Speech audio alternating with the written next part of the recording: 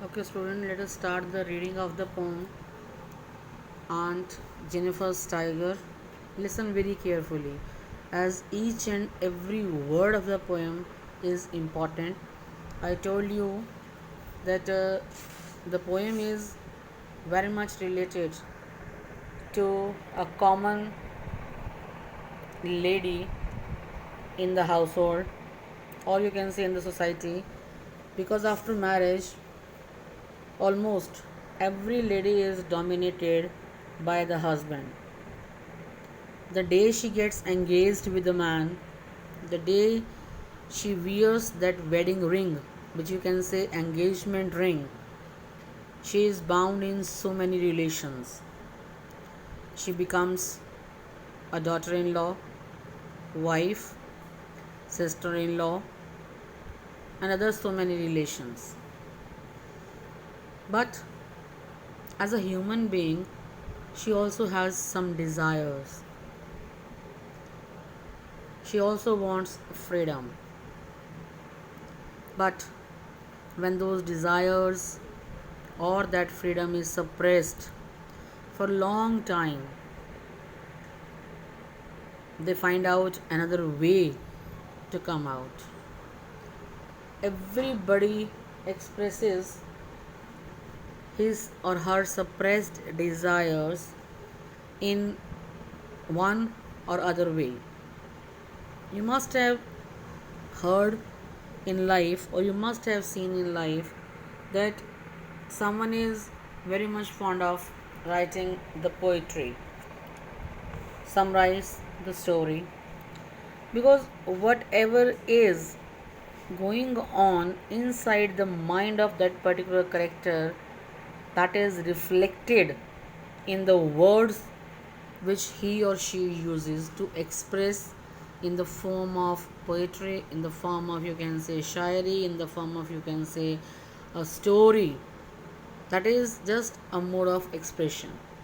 So Aunt Jennifer is again a representative of the all female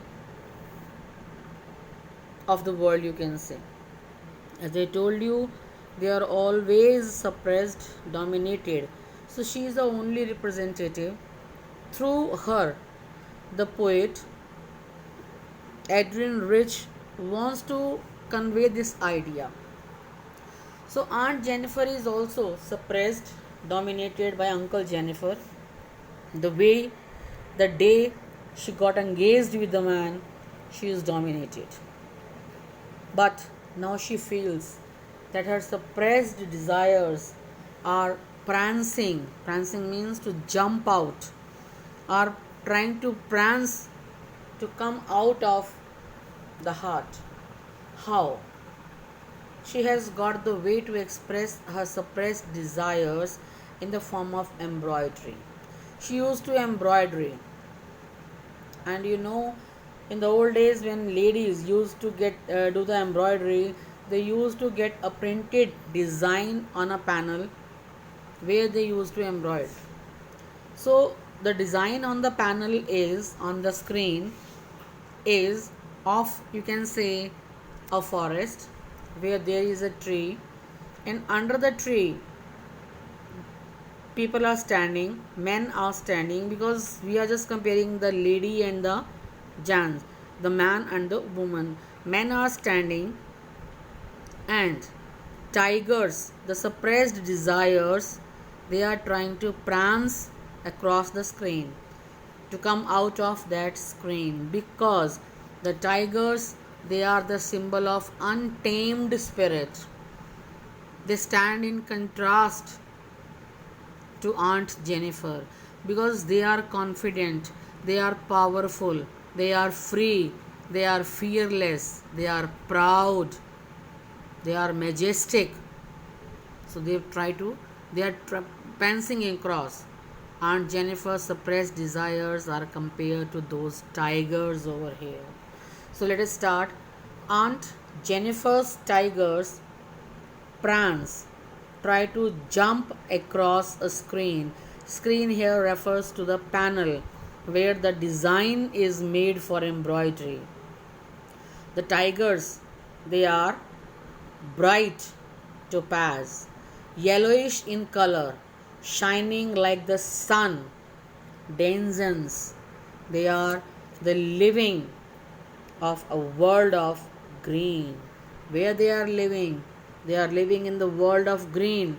World of green refers to forest, which we call jungle. Tigers, they remain in the forest and they are the king over their territory. They are not afraid of anyone. If you just compare, ladies are called the honor of the house, but they are not free like the tigers. They don't fear. They refers to tigers. They are not afraid. They are not fearing the men beneath the tree. I told you the people are shown standing beneath a tree on the panel. This is design. Some men are standing beneath the tree, but the tiger is not afraid of them. Maybe the men are afraid of the tiger because tigers are more powerful. They pace, they move again. They refer to the tigers.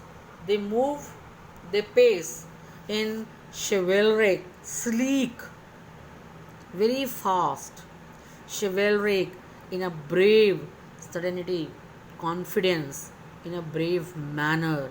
They are moving in the jungle. They don't bother who is standing near them or who is standing beneath the tree. They are the master. But when we compare Aunt Jennifer, she is not the master of her will, no, as she is dominated by Uncle Jennifer. We will move to the next paragraph in the next video.